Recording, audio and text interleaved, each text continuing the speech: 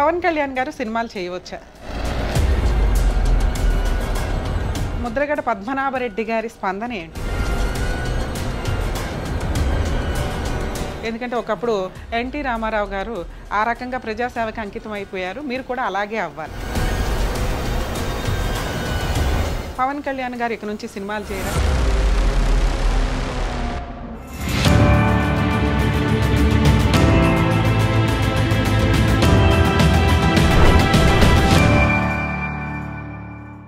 Political time with advocate Ramya. Pavan Kalyan గారు సినిమాలు చేయవచ్చా? ముద్రగడ పద్మనాభరెడ్డి గారి స్పందన ఏంటి? పవన్ కళ్యాణ్ గారు సినిమాలు చేయకూడదు, 24 అవర్స్ సోషల్ సర్వీస్ మీదే, ప్రజాసేవ మీదే ఉండాలి. ఎందుకంటే ఒకప్పుడు ఎన్టీ రామారావు గారు ఆ రకంగా ప్రజాసేవకి అంకితం అయిపోయారు, మీరు కూడా అలాగే అవ్వాలి. ఈ టైప్ ఆఫ్ స్టేట్మెంట్స్ ఇస్తూ వచ్చారు. అలాగే సోషల్ మీడియాలో మనం చూస్తే పవన్ కళ్యాణ్ గారు ఇక నుంచి సినిమాలు చేయరా కొంతమంది, పవన్ కళ్యాణ్ ఇంకేముంది సినిమాల్లోకి వచ్చేస్తున్నారు అంటూ కొంతమంది, ఇలా వాళ్ళకి తోచినట్టు సోషల్ మీడియాలో పబ్లిష్ చేసుకోవడం అనేది జరుగుతుంది. సో ఇట్లాంటి ఇష్యూస్ మీద లీగాలిటీ ఏంటి? ఒక డిప్యూటీ సీఎం క్యాడర్లో ఉన్న వ్యక్తి, పంచాయతీరాజ్, రూరల్ డెవలప్మెంట్ ఇట్లా కొంత ఒక మినిస్ట్రీ పోస్ట్లో ఉన్న వ్యక్తి మూవీస్ చేయడానికి అవకాశం ఉందా? ప్రొఫెషన్లో ఆయన ప్రొఫెషన్ ఆయన కంటిన్యూ చేసుకోవచ్చా? దీనికి సంబంధించి చట్టం ఏం చెప్తుంది? ఏమన్నా కేసులు ఇప్పటిదాకా ఫైల్ అయినాయా వీటికి సంబంధించి అనే దాని గురించి ఈ వీడియోలో మనం డిస్కస్ చేద్దాం. యాక్చువల్గా 2018లో అడ్వకేట్ అశ్విని కుమార్ ఉపాధ్యాయ అనే వ్యక్తి సుప్రీంకోర్టులో పిల్ ఫైల్ చేశారు. ఎందుకంటే ఒక ఎంపీ కేడర్లో ఉన్న వ్యక్తి కోర్టులో, ఆయన అడ్వకేట్, బై ప్రొఫెషన్ అడ్వకేట్, కోర్టులో ప్రాక్టీస్ చేస్తూ వెళ్తున్నారు. సో ఎంపీ కేడర్లో ఉన్న వ్యక్తి కోర్టులో ప్రాక్టీస్ చేయడాన్ని ఛాలెంజ్ చేస్తూ సుప్రీంకోర్టులో పిల్ ఫైల్ చేయడం జరిగింది. దానికి సంబంధించి సెంట్రల్ గవర్నమెంట్ నుంచి అటార్నీ జనరల్ కేకే వేణుగోపాల్ గారు కౌంటర్ సబ్మిట్ చేసి ఆయన ఆర్గ్యుమెంట్ సబ్మిట్ చేశారు సుప్రీంకోర్టుకి. దాన్ని సుప్రీంకోర్టు సపోర్ట్ చేసింది. ఏంటి? MP post is not a full time job. అంటే ఎంపీ కానీ, ఎమ్మెల్యేలు కానీ, లేకపోతే ఎమ్మెల్సీలు కానీ, ఇవన్నీ కూడా ఒక సోషల్ సర్వీస్.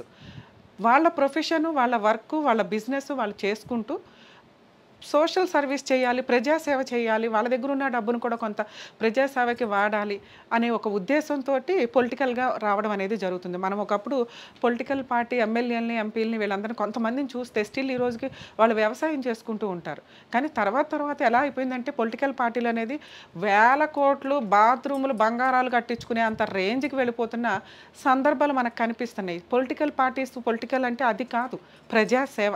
సో ప్రజాసేవ చేయాలి అంటే మీ ప్రజాసేవ మీరు చేసుకోండి. ఆల్రెడీ మనం కట్టే ట్యాక్సెస్ తోటి ఎంత డెవలప్మెంట్ చేయగలరు, ఎంత ఇది చేయగలరు అనేది చూసుకుంటూ పద్ధతి ప్రకారం ఎక్కడ మిస్యూజ్ అవ్వకుండా మన రూపాయి మళ్ళీ అవసరమైన ప్రజలకి అందే విధంగా మనం ట్యాక్సులు కట్టేది ఏదైతే ఉంటుందో ప్రజలకి అందేలాగా చూడటమే ముఖ్య ఉద్దేశం, ప్రజాసేవ ముఖ్య ఉద్దేశం.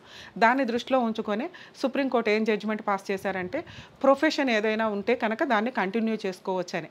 సో కాబట్టి వాళ్ళకి అవకాశం ఉంటే, టైం ఉంటే 24 అవర్స్ చూడాల్సినంత అవసరం ఏమి ఉండదండి ప్రజాసేవలో. ఎందుకంటే కరెక్ట్ టైంలో ఒక 5 అవర్స్ 10 అవర్స్ టైం స్పెండ్ చేసినా కూడా రిమైనింగ్ 5 అవర్స్ వాళ్ళ ప్రొఫెషన్కి టైం స్పెండ్ చేసుకోవడానికి ఎక్కువ అవకాశం ఉంటుంది, చేయొచ్చు కూడా.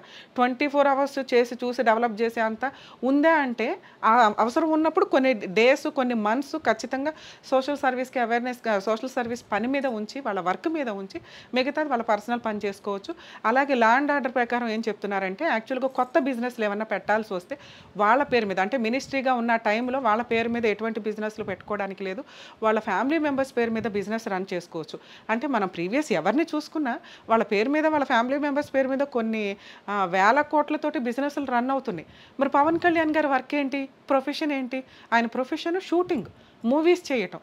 ఉన్న డబ్బంతా తీసుకొచ్చి ప్రజాసేవలో పెట్టేసుకొని ఉన్నారు. ఇప్పుడు రేపొద్దుట ఆయన ఓన్గా పబ్లిక్కి ఏదైనా సేవ చేయాలన్నా ఇక్కడ నుంచి ఏం డబ్బు తీసుకోవడం కుదరదు, తీసుకోరు కూడా ఆయన. సో ఆయన కష్టపడి సంపాదించేది, ఒక మూవీ చేస్తే 50 crores నుంచి 100 crores వరకు వసూలు చేసుకునే రెమ్యూనరేషన్ ఉన్న వ్యక్తి. అటువంటి వ్యక్తి కొన్ని సినిమాలు చేస్తే ఖచ్చితంగా దాన్ని తీసుకొచ్చి మళ్ళీ పబ్లిక్కే పెడతారు.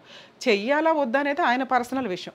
అలాగే ఇక్కడ కొన్ని విషయాలు మనం మాట్లాడుకుంటే ఆల్రెడీ కొన్ని మూవీస్ సైన్ చేసేస్తున్నారు. ఒకవేళ ఈయన అది సగం కంప్లీట్ అయిన సందర్భాలు కూడా ఉన్నాయి. అవి సగంలో ఆగిపోతే 5 years హోల్డ్ చేయాల్సి వస్తే ఖచ్చితంగా వేల కోట్ల లాస్ ఉంటుంది ఆ ప్రొడ్యూసర్స్కి కానీ, ఆ డైరెక్టర్స్కి కానీ. సో ఇట్లాంటి సందర్భం వచ్చినప్పుడు దీన్ని దృష్టిలో పెట్టుకొని ఖచ్చితంగా కేంద్ర పర్మిషన్తో కానీ, సుప్రీంకోర్టు పర్మిషన్తో కానీ, ఈ అసెంబ్లీ మెంబర్స్ వీళ్ళ టీమ్ ఏదైతే ఉందో సీఎం పర్మిషన్ తోటి ఖచ్చితంగా కొంత టైంని ఆయన ప్రొఫెషన్కి స్పెండ్ చేసి అవి కంప్లీట్ చేయవచ్చు. దీనికి సంబంధించి అన్ని రకాల గైడ్ లైన్స్ కూడా ఉన్నాయి. సో వీళ్ళ పర్మిషన్ తీసుకొని ఆయన చేస్తారా లేదా అనేది ఆయన పర్సనల్ విషయం మాత్రమే. అలాగే ఒకప్పుడు మనం ఎన్టీ రామారావు గారు చూస్తే కూడా ఆయన ఒక లాస్ట్‌లో ఒక మూవీ పర్మిషన్ తీసుకొని ఆయన కంప్లీట్ చేశారు. సో ప్రొఫెషన్‌ని కంప్లీట్ చేయాలా వద్దా అనేది వాళ్ళ పర్సనల్ ఇష్యూ. అలాగే పర్మిషన్ తీసుకోవాలి. ఆ స్టేజ్‌లో ఉన్నప్పుడు ఖచ్చితంగా పర్మిషన్ తీసుకోవాల్సిన అవసరం ఉంటుంది కాబట్టి తీసుకొని ఆయన ఖచ్చితంగా మూవీస్ పాత మూవీస్ ఏవైతే ఉంటాయో అవి ఖచ్చితంగా కంప్లీట్ చేస్తారని ఎక్స్‌పెక్ట్ చేస్తున్నాను. ఎందుకంటే అన్ని వేల కోట్లు లాస్ అవ్వాలని ఎవరు అనుకోరు. సో ఇప్పటిదాకా చేసిన వాళ్ళు ఎవరు 24 అవర్స్ అలాగే కూర్చొని వర్క్ చేసిన వాళ్ళు కాదు. ముద్రగడ పద్మనాభరెడ్డి గారు కొంచెం ఆలోచించుకోండి. ఒక స్టేట్మెంట్ ఇచ్చేటప్పుడు వాళ్ళ ప్రొఫెషన్‌లో ఆ వ్యక్తులు ఎట్లాంటి వాళ్ళు, ఎటునుంచి వచ్చారు, వాళ్ళని మనం ఒక మాట అంటున్నప్పుడు మన వైపు ఎన్ని వేళ్ళు చూపిస్తున్నాయని చూసుకుంటే బెటర్ అనేది నా ఉద్దేశం.